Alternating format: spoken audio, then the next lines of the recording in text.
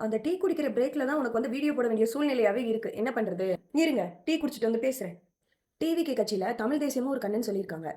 விஜய் அவர்கள் மேடையில நான் அடுத்த ஜென்மம்னு இருந்தா விவசாய குடும்பத்தில பிறக்கணும்னு சொல்லியிருக்காரு. அப்படி ஒரு கட்சியில இருந்துட்டு, இந்த பையன் தொடர்ந்து தமிழ கேவலமா பேசுறதும், விவசாயிகள கேவலமா பேசுறதும் செஞ்சுட்டு இருக்கான். ஆனா, விஜய ஆதரிக்கிறான்னு ஒரே ஒரு காரணத்துக்காக அவனுக்கு போய் ஃபயர் விட்டுட்டு இருக்கீங்களே! யார்றா நீங்கலாம்? அவன் பேசுறது என்னன்னாவது புரியுதா உங்களுக்கு? சிங்கச்சா சிங்கச்சான்னு ஒரு ஜால்ரா கொண்டு போய் வச்சுக்கோங்க. 4, 5 கட்டைகள எடுத்து கொண்டு போய் வச்சு முட்டு குடுத்து நில்லுங்க கீழ விழுகாம. சரியா?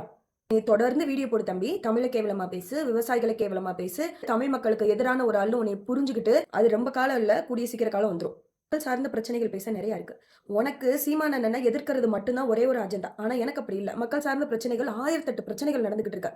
நீ உன் வீடியோல எல்லாம் போய் பார்த்தா, ஒரு விஷயம் கூட மக்கள் சார்ந்த விஷயம் பேசவே இல்ல. மக்களுக்கு எதிரா என்னென்ன விஷயங்கள் இருக்கோ, ஹைட்ரோ கார்பன் திட்டத்துல இருந்து, இந்த கருவேல மரத்த சொல்ற வரைக்கும் எல்லாமே நீ பேசியிருக்க. "பீத்தாக்கா பேச வந்தனால தான் நான் உங்கள எடுத்து பேசினேன்."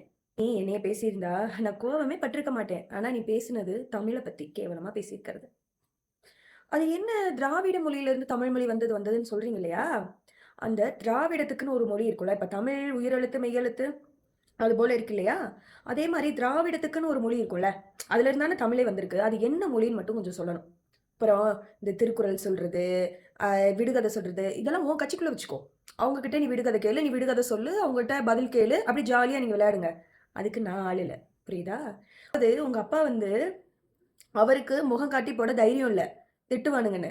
அதுக்காக ஒரு மயன நீ பேசுடா, உன்ன என்ன திட்டுனா எனக்கு என்னடான்னு உங்க அப்பா பின்னாடி உட்கார்ந்துருக்கார்ல, அவர தான் நீ போய் கேட்கணும். சரியா? ஃபர்ஸ்ட்டு நான் எதுக்கு நீ கேட்கிற கேள்விக்கு நான் ஏன் உனக்கு பதில் சொல்லணும்? அந்த வீடியோல நாங்க பேசின ஃபுல் வீடியோ போட்டியா? போடுறது கிடையாது.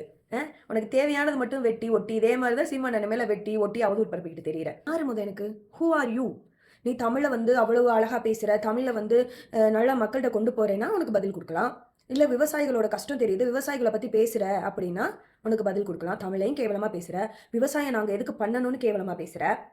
என்பது உலகத்துக்கு உணவளிக்கிற தெய்வத்தின் தொழில். படிக்க சொல்லி இல்ல நாங்க மொழி பெருமாட கொண்டாடிட்டு கிடக்கணும். தமிழ் மொழி தான் சிறந்த மொழியா பாக்கி கருவேல மரம், அது ஏழைகளின் மரம். இங்க பாத்தீங்களா, துபாய்ல கருவேல மரம் இருக்குன்ற. அது துபாய், அது பாலைவனம். அப்போ நீ தமிழ்நாடே பாலைவனமா ஆயிரணும்னு நீ விரும்புற அதானே? இவன் முழுக்க முழுக்க தமிழர்களுக்கும் தமிழ்நாட்டுல என்னென்ன கெட்டு போகணும், பெரிய பெரிய நிறுவனம் வரணும், ஹைட்ரோ கார்பன் திட்டம்லாம் வரணும்னு பேசிக்கிட்டு இருக்க ஒரு ஆளுக்கு விஜய ஃபாலோ பண்றான் அப்படின்ற ஒரே காரணத்துக்காக அவனுக்கு போய் ஃபயர் விடுறீங்களே. நான் கேட்குறேன், நீங்க தமிழ கேவலமா பேசுற ஒருத்தன், விவசாயிகள கேவலமா பேசுற ஒருத்தன, உங்க மூஞ்சிலே நீங்க காரி துப்பிக்கணும். ஏன்னா நீங்க தமிழ்நாட்டுல இருக்கீங்க. அந்த ஒரு விசுவாசம் இருக்கணும் தமிழ் மேல. அதுவே இல்ல உங்களுக்கு. தமிழ் தானே உங்கள வளர்த்துருக்கு. புரியுதா? போயி படி. அப்புறம் வந்து பேசு.